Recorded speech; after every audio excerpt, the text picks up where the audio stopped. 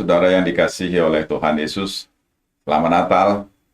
Pada kesempatan ini saya ingin berbagi dengan saudara tentang sejarah Natal dan hal-hal yang berkaitan dengan Natal. Arti Natal dan kisah kelahiran Tuhan Yesus. Natal berasal dari ungkapan Latin dies natalis, yang artinya hari lahir. Dalam bahasa Inggris, perayaan Natal disebut Christmas, dari istilah Inggris kuno Christen Messe yang berarti Misa Kristus. Umat Kristen memperingati Natal atau kelahiran Yesus yang dicatat dalam Injil Matius dan juga dalam Injil Lukas. Dalam Injil Lukas pasal 1 tertulis tentang malaikat Tuhan yang menjumpai perawan Maria dan menyampaikan bahwa Maria akan mengandung dan melahirkan anak laki-laki yang harus diberi nama Yesus. Kata Maria kepada malaikat itu, "Bagaimana hal itu mungkin terjadi karena aku belum bersuami?"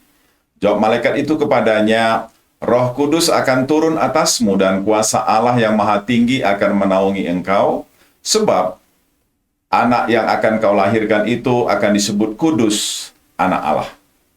Di Lukas pasal 2 tertulis bahwa Maria yang sedang mengandung dan tunangannya Yusuf pergi ke Bethlehem untuk menjalani sensus. Pada waktu mereka di Bethlehem, tibalah waktu bersalin bagi Maria. Oleh karena tidak ada tempat, maka Maria bersalin di kandang domba. Di daerah itu ada gembala-gembala yang sedang menjaga ternak mereka. Tiba-tiba, seorang malaikat Tuhan datang kepada mereka dan berkata kepada mereka, "Aku memberitakan kepadamu kesukaan besar untuk seluruh bangsa. Hari ini telah lahir bagimu juru selamat, yaitu Kristus Tuhan di kota Daud. Dan inilah tandanya bagimu, kamu akan menjumpai seorang bayi dibungkus dengan lampin dan terbaring di dalam palungan." Maka para gembala itu pergi ke Bethlehem dan menjumpai Maria, Yusuf, dan bayi Yesus yang sedang berbaring di palungan. Lukas 2 ayat 1 sampai dengan 20. Kisah kelahiran Tuhan Yesus dan kunjungan orang Majus juga tertulis dalam Injil Matius, pasal 1 ayat 18 sampai dengan pasal 2 ayat 12. Injil Matius memulai dengan, kelahiran Yesus Kristus adalah sebagai berikut. Pada waktu Maria ibunya bertunangan dengan Yusuf, ternyata ia mengandung dari Roh Kudus sebelum mereka hidup sebagai suami istri. Karena Yusuf orang yang tulus hati dan tidak mau mencemarkan istrinya, maka ia bermaksud menceraikannya dengan diam-diam. Tetapi malaikat Tuhan melarangnya dan menegaskan bahwa anak dalam kandungan Maria adalah dari Roh Kudus. Ia akan melahirkan anak laki-laki, dan engkau akan menamakan dia Yesus karena dialah yang akan menyelamatkan umatnya dari dosa mereka. Yusuf mengambil Maria sebagai istrinya, tetapi tidak bersetubuh dengan dia sampai ia melahirkan anaknya laki-laki, dan Yusuf menamakan dia Yesus. Sesudah Yesus dilahirkan di Bethlehem di tanah Yudea pada zaman Raja Herodes, datanglah orang-orang Majus dari timur ke Yerusalem untuk menyembahnya. Dan bertanya-tanya, "Di manakah dia, raja orang Yahudi yang baru dilahirkan itu? Kami telah melihat bintangnya di timur dan kami datang untuk menyembah dia." Setelah diberitahu di Bethlehem, mereka segera pergi ke sana. Mereka melihat bintang yang mereka lihat di timur berhenti tepat di atas tempat Tuhan Yesus berada. Maka masuklah mereka ke dalam rumah itu dan melihat anak itu bersama Maria ibunya, lalu sujud menyembah dia. Mereka pun membuka tempat harta bendanya dan mempersembahkan persembahan kepadanya, yaitu emas, kemenyan, dan mur. Kapankah peringatan Natal pertama sekali dilakukan? Sumber Gereja Timur mencatat, Natal sudah dirayakan di Kaisarea oleh Mar Theophilus kira-kira tahun 160 Masehi. Selanjutnya untuk pertama kali Natal ditetapkan di Alexandria pada tahun 1809 Masehi oleh Baba Demetri, Patriark Alexandria, dan penerus tahta suci kerasulan Markus, Gereja Ortodoks Koptik, dalam dokumen yang berjudul The Coptic Didaskalia Apostolorum. Bahkan sebelum ditetapkan sebagai dokumen perayaan gerejawi, Mar Theophilus dari Kaisarea mulai tahun 160 Masehi telah merayakan Natal pada tanggal yang sama. Perayaan ini baru diikuti oleh gereja Roma pada masa Paus Julius pertama tahun 336 sampai 352 Masehi, yang di kemudian hari dikonversikan menurut kalender matahari versi Gregorian tanggal 25 Desember. Sedangkan di gereja-gereja timur yang memakai kalender matahari versi Julian, menghitungnya setiap 7 Januari. Jadi penetapan aslinya Natal memang memakai kalender Yahudi yang didasarkan atas peredaran bulan dan kalender Koptik yang didasarkan atas peredaran bintang. Di gereja barat, menurut seorang sejarawan terkemuka, Sextus Julius Africanus, yang hidup pada tahun 160 sampai dengan 240, perayaan Natal diadakan pada 25 Desember sejak tahun 221. Tanggal ini kemudian diterima semakin luas ketika Kaisar pada tahun 336 menetapkannya, dan lebih luas lagi sejak abad kelima. Saint Hippolytus tahun 170 sampai 235 secara eksplisit menyatakan bahwa hari kelahiran Kristus adalah tanggal 25 Desember. Ia mengatakan, kedatangan Tuhan kita dalam daging terjadi ketika ia lahir di Bethlehem 8 hari sebelum kalender Januari, yaitu tanggal 25 Desember. Kemudian pada tahun 336, Kaisar Konstantinus Agung menetapkan Natal pada tanggal 25 dan memisahkan Natal dengan perayaan Epifania yang sudah biasa dilakukan di timur. Ketetapan ini ditawarkan ke gereja-gereja di timur sehingga pada tahun 373 Antioquia merayakan Natal pada tanggal 25, kemudian pada tahun 380 Konstantinopel, dan kemudian pada tahun 430 di Alexandria, dan selanjutnya menjadi umum dalam dunia kekristenan. Penetapan tanggal 25 Desember sebagai peringatan Natal pada abad keempat oleh Kaisar Konstantinus Agung tidak berdiri begitu saja atau dipengaruhi oleh konteks budaya dan tradisi masyarakat Roma. Jauh sebelum itu sudah ada tradisi penetapan tanggal 25 sebagai hari kelahiran Tuhan Yesus dan peringatan Natal di gereja timur.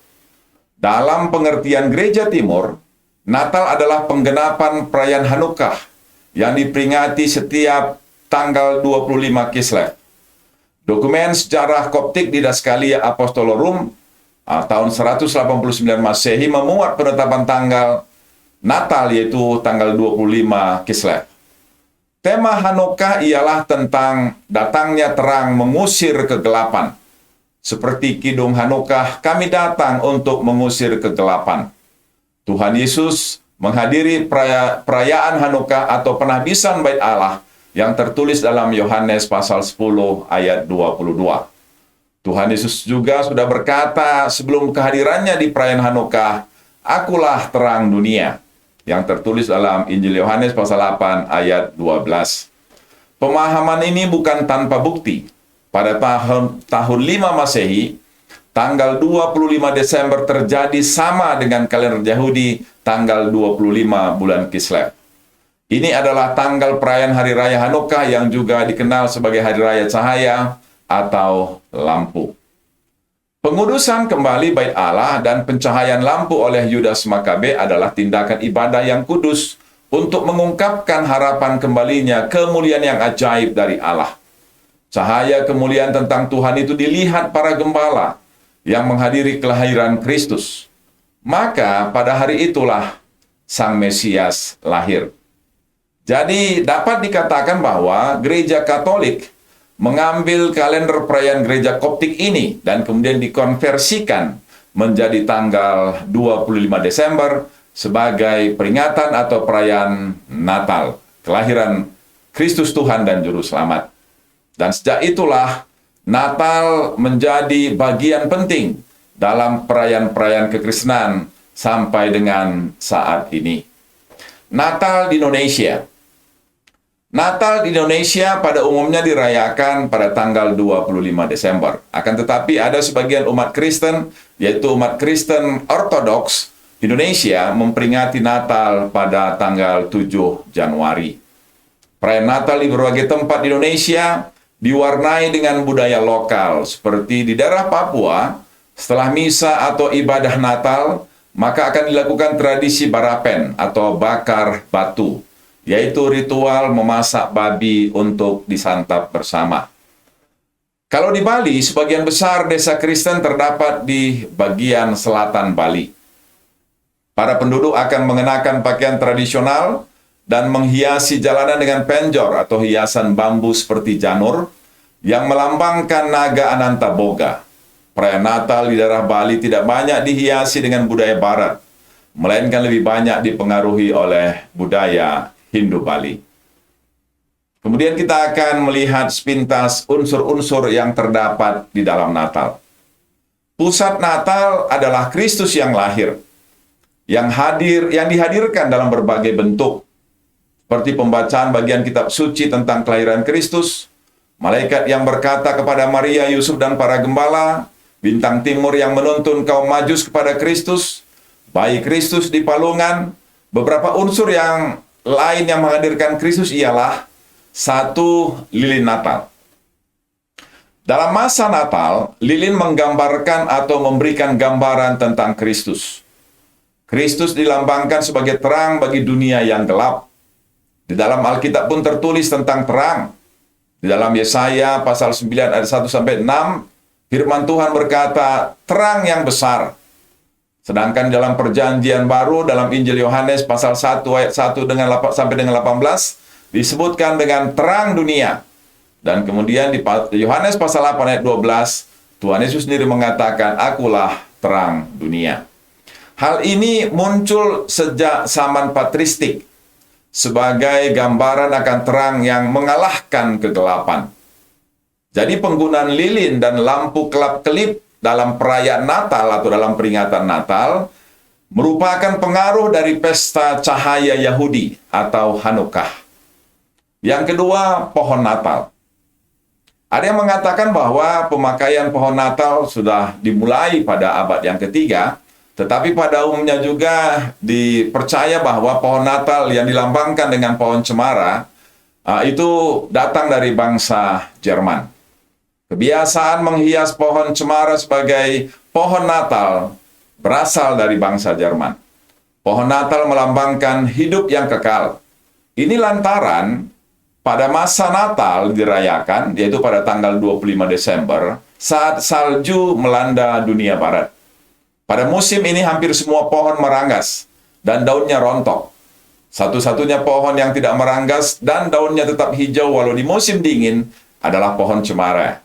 Maka bangsa Jerman memakai pohon cemara sebagai simbol Natal, yaitu simbol kehidupan yang penuh harapan. Yang ketiga, lagu Natal. Lagu Kristen yang khusus digubah untuk menyambut Natal pertama kali muncul pada abad keempat di Roma. Kidung dalam bahasa Latin seperti Veni Redemptor Gentium ditulis oleh Uskup Ambrosius dari Milan.